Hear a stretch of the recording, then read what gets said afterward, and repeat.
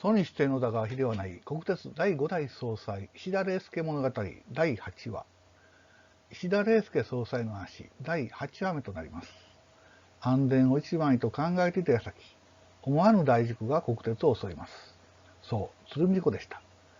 あと数秒対向列車とのすれ違いが早ければ、このような大惨事になることはなかったかもしれません。憔悴した石田総裁は遺族の前でただ頭を垂れるだけでした。今回からも横書きで引き続きさせていただきまして、読みやすさを優先とさせていただきました。字幕も準備でき次第アップしますので、どうかよろしくお願いいたします。棺の前で声をなくす石田礼介総裁。鶴見事故は走行中の貨車が脱線して、隣の線路を死傷、その横を走っていた電車が接触して脱線。運悪く対向線路を走っていた上り電車の側面に衝突したわけで、上り電車が架線の異常な揺れに気づいて減速していたのですが、完全に停車していたわけではなく、4両目の中間付近から5両目にかけてえぐるような形となりました。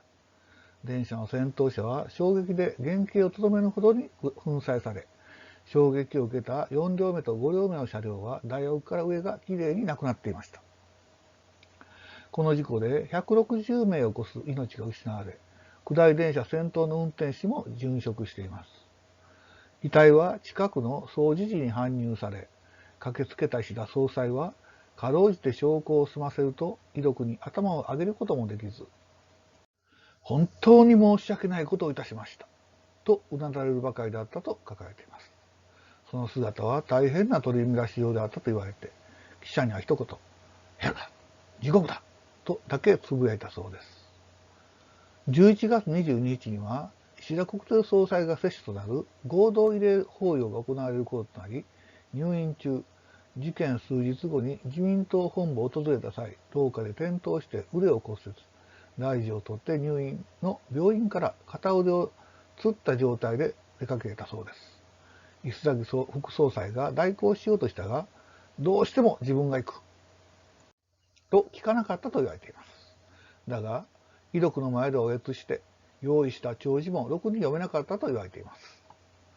鶴見事故合同慰霊祭11月12日、曹洞宗本南総持寺鶴見で石田総裁接種によって犠牲者160中の合同慰霊法要が遺族607名、綾部運輸大臣ほか、廃品者100名及び国鉄全幹部、関係者約300名が列席で行われ、4時15分、国鉄全機関においても、全職員黙祷、犠牲者の冥福が祈られた。国鉄があった時代、昭和38年後半から引用。さらに職員に対して訓示を発表しています。1月15日、石田総裁は以下の通り、全職員向けに訓示を発表しました。国有鉄道1985年6月号、運転事故防止に向けてから該当部分を連文引用させていただきます。三河島事故から1年半、この間、私たちは事故防止のために最善の努力を尽くしてきました。その結果、運転事故も減少の傾向をたどり、私は職員の皆さんに感謝しながら、さらに一層安全な国鉄を作ることに楽しみすら感じて毎日の仕事をしてきました。しかるに11月9日21時51分、東海道本線鶴見横浜間において200名を超える死傷者を出す大事故を起こしたのであります。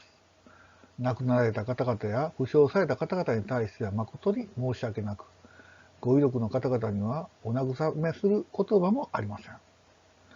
国鉄は毎日1500万人を超える旅客と55万トンに上る貨物を託され、我が国発展のための基幹とも言うべき輸送の仕事をなっています。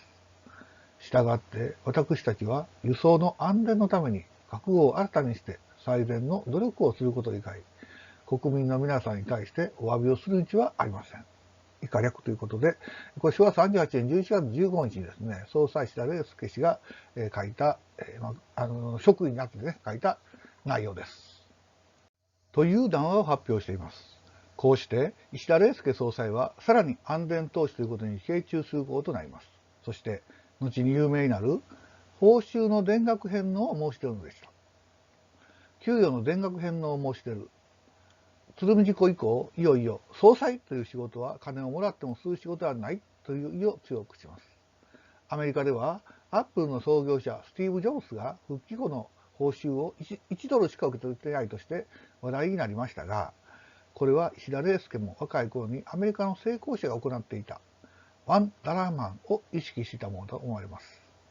1ドルの報酬しかいなくともトップたるもの、その責任を負い、プロフェッショナルの仕事をするということを実践していたものでした。そこで石田礼介総裁はそれまでも給与の田額を受け取っていなかった。当時の総裁の給与は30万円だったが、10万円しか受け取っていなかったが、事故以後は田額を受け取らないことを決めて、その旨を文章にしたためたそうです。以下、それにしてのだが必要はないから引用させていただきます。12月分より報給を田額返上いたします。さようご承知ください。これに変え、1年ブレンデー1本を頂戴できれば幸せです。引用の本文ではひらがな部分がカタカナ書きでしたが、読みやすさのためにあえてひらがなにさせていただきました。最も困ったのは本社の経理局だったようで、こうした申し出に困惑してしまったとも言われていますが、結局退任するまで報酬を受け取ることなく、公に生きるということを実践していた方であったと言えます。続きます。